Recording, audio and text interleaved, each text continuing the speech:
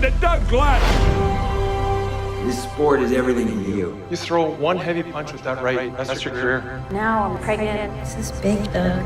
There's a restaurant nearby that sells hot dogs. How's it going, everybody? Today I'm reviewing the new sports comedy film that was released in Canada this past weekend, Goon, Last of the Enforcers. It's, of course, the sequel to the previous film, Goon, which was a surprise hit. Has I think it holds a 80% certified fresh on Rotten Tomatoes, the original Goon.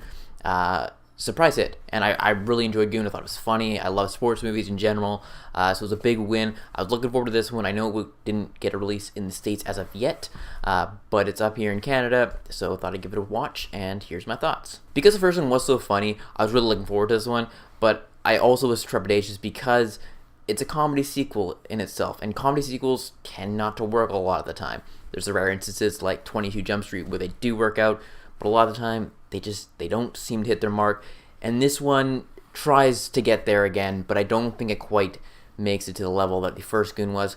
There were funny parts in it, I will say that much. There were some parts where I did laugh. The whole TSN with James Duthie, I don't know if you... Again, if you're from Canada, you'll recognize James Duthie all the time. He's on TSN, one of the reporters. Him and TJ Miller, who plays the other analyst, have some fun banter back and forth, and I thought that was funny.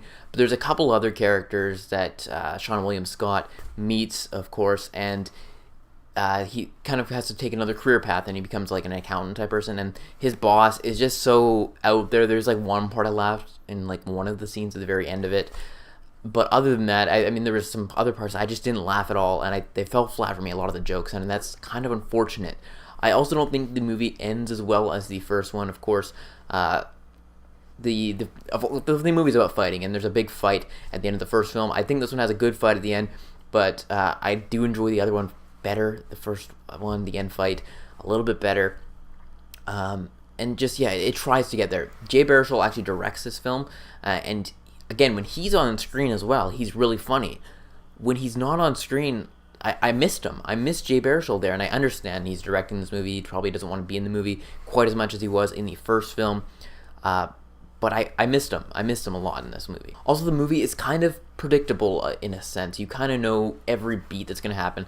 That's the case with a lot of sports movies, though. I will say that. And the movie also does have, another positive here, the movie has a big heart behind it, like the first one. And you get to see kind of the family life and kind of what the girlfriend, wife is going through. So there's that part of it. I love seeing Leo Schreiber come back. He's always great. I love the interaction just between both Sean William Scott and Leo Schreiber. They were great. There's a couple cameos of some ex-NHLers like George Peros and George Laraque. There's just a couple good cameos in there. I also really enjoy seeing Wyatt Russell in the movie. I've loved him in everything he's been in, whether it be 22 Jump Street, the second or third episode of Black Mirror Season 3. He's great in that. But his character is a little over the top as well. But mind you, this movie is a little over the top in general. Some of the hockey scenes were great to see. I mean, I love seeing hockey on screen. It's my sport. There's not enough hockey movies out there. Like there's Miracle, and there's the Slapshots and the Mighty Ducks and stuff like that. But there's not enough of it, and I want more of it. But again, overall, I wanted to love this movie, and coming out of it, I'm like, yeah, I enjoyed it a little bit, but upon further thinking of it, I just wished it was a little bit better than what it was, and for all those reasons, I give Goon a movie rating of a 5 out of 10. I think it has good parts in it, a little predictable though, and jokes were about 50-50. Some worked, some didn't. Sean William Scott is great in the role. I want to see more of him. I kind of just felt the map. I love him in Role Models. Role Models is a hilarious movie. But as for my enjoyment rating, I will again give that a 5 out of 10. You know, there is some enjoyment. I think if you go into it with the right mindset, not expecting too much from it, just a good sports comedy that you'll laugh some of the time. Definitely not when I say maybe don't rush out in theaters. I think this will probably come on VOD within a month or so. So if you're looking forward to it, maybe just wait till then. Don't go to the theater. Maybe waste some money if you're not gonna truly enjoy the movie. So let me know if you're looking forward to seeing Goon, Last of the Enforcers in the comment section below. Let me know your either best hockey film or maybe your your favorite sports movie of all time. That'd be a great thing to see in the comment section. Again, be sure to like the video, subscribe to my channel for more videos each and every week. That's it, and I'll talk to y'all later.